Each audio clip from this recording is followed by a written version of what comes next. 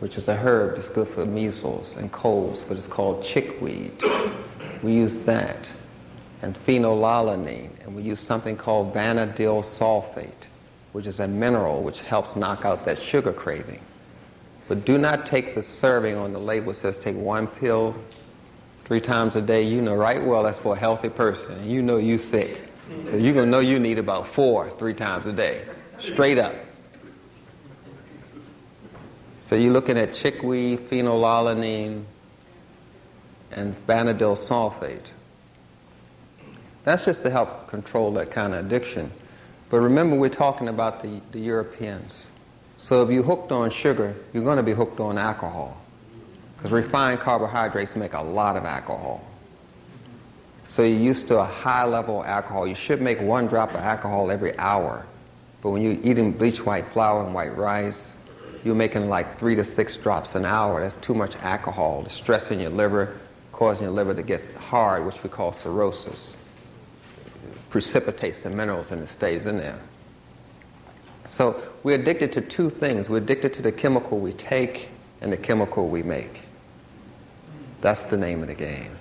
If you eat meat, your body's going to make a lot of vinegar, you see. So you're addicted to the chemical you take and the chemical that your body makes.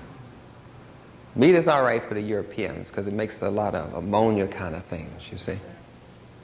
Ammonia has a quality of freezing when it's hot and boiling when it's cold. That's why the Europeans, room temperature, they can't deal with this. You come in here and say the room's too cold. That's because you got sugar, and the sugar makes the alcohol from you eating a lot of carbohydrates, but they're making ammonia. So when the room is cold, they're hot. Aside from that, they physiologically haven't arrived to the state of where you are at anyway. As you know, you have the highest growth and development ratio of any race on the planet. You have more melanin in your ears, so you hear more sound. You have more melanin in your eyes, so you see more color. You have more melanin in your taste buds, so you taste the full flavor of food. No other race can do that. You have more melanin in your hair, which gives you more color bands. You have hair, the Europeans have fur. You have evolved to a level of humanism that they are not at. So it's no need of you comparing yourself to them on that level, not on a biochemical level or on some kind of way scientific level. And never argue with them when they're explaining themselves. They say, we have a problem with sex, believe them. Freud said they have a problem with sex. He studied white people, not black. So believe him. So just say it's a missing link between man and ape. Yeah, believe them. It's the white man. Believe him. If there's a missing link, he's it. This is straight up science. As you can see, I get disinvited to a lot of places. You know, even when I was here in Atlanta with the Sugar Hill gang. Oh, y'all know this is the Sugar Hill. Oh, shit. I'm not going to talk about the mayor. I'm not going to talk about the former chief of police. And I'm not going to talk about all the rest of them gay people in this town, because I'm a nice person. And they are victims of white supremacy, just like Michael Jackson is and Messy Jesse. Victims of white supremacy, just like Colin Powell, or is that Colin and Bowles? Victims of white supremacy, and that's how I view that. And I don't get all angry with our brothers and sisters, because they need help and we need help. We've got to get out of this thing together. So what we're looking at was when we examine people that are addicted to food, or yourself may be addicted to food, understand that it's on purpose. The food of 1950 is not the food of the year 2000. It's another chemical concoction. Now, you should ask yourself, truth, am I really hungry? Are you really hungry when you eat? Can you tell when you're hungry? Some people's intestines empties too fast, and when it empties too fast, they think they're hungry. Because we go by weight, we don't go by appetite. We say, I feel full. Well, what do you mean you feel full? Can't you tell when you're full? No, they have to say, I think I feel full. Because they're used to a certain amount of weight impacted in their colon, about 15 pounds of manure caked up in their colon. And they go by that weight. And when they don't have that weight in there, they think they're hungry. You can tell someone who's having digestive problems, they're either belching or farting. Or if they're doing both, they may blow their brains out. I don't know.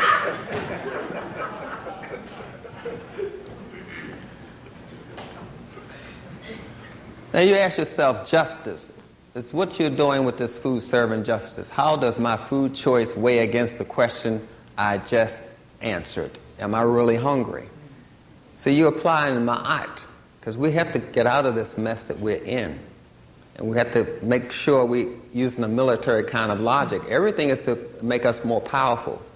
Your objective is not to be more ma'at. Your objective is not to be sovereign, to have sovereignty. Your objective is to have power, to rule this earth. That's military thinking. Everything is directed to the ruling of the earth, because if the black man don't rule this earth, it ain't going to be no earth. Our objective is to rule the planet Earth, not to have more money, not to have more black colleges, but to rule. See, when you're thinking you want a better college, you're thinking social science. No, you want power to rule this planet Earth. That's what you want. That's how the Europeans think, whatever they call thinking, because actually they process information. Thinking is totally different from processing information, but that's another lecture. In any case, righteousness. Is the food worthy of God's creation, my body? Do you think what you're eating is righteous? Does it really make sense? If I were to give you a hamburger and tell you to put the hamburger in a bowl of milk and eat it, would you do it? Does that really make sense? You say, no, I wouldn't do that. Suppose I changed the milk to cheese. Would you do it? See? If it didn't make sense, it didn't make sense. Then why all of a sudden it makes sense?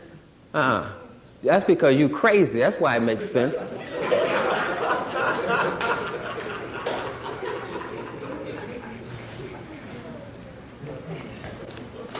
Does this food work in unity with my goal of optimal health? You say, wait a minute. Does what I'm doing really make sense? Now, I know God knows what God is doing.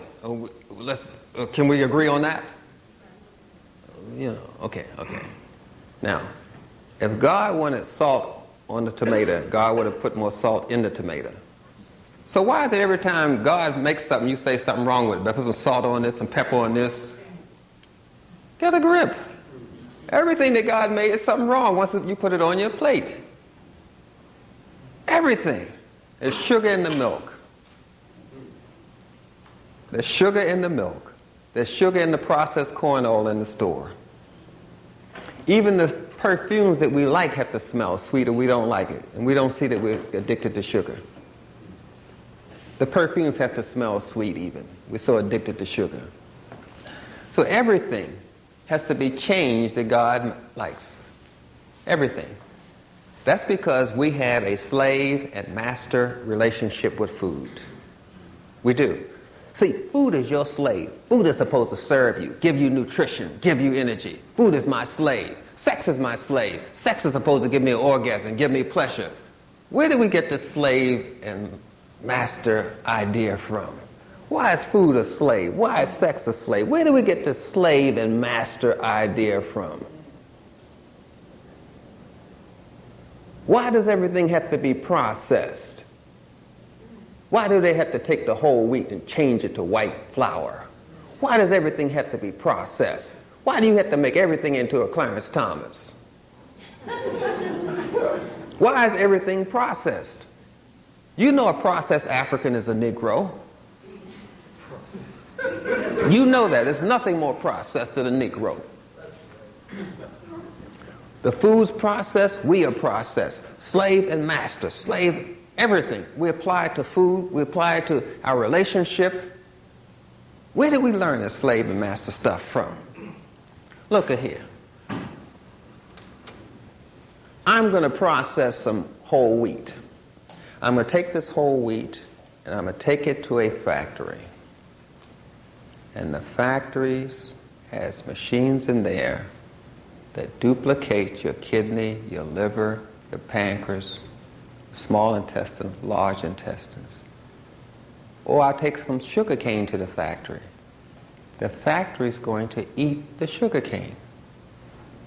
The factory is going to eat the whole wheat.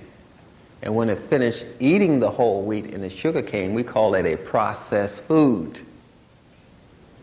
A processed food is a bowel movement, by definition.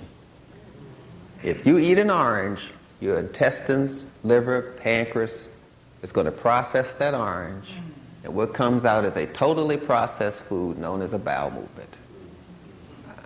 Hey, so if you go to the store and you buy bleached white flour, you buy white sugar, what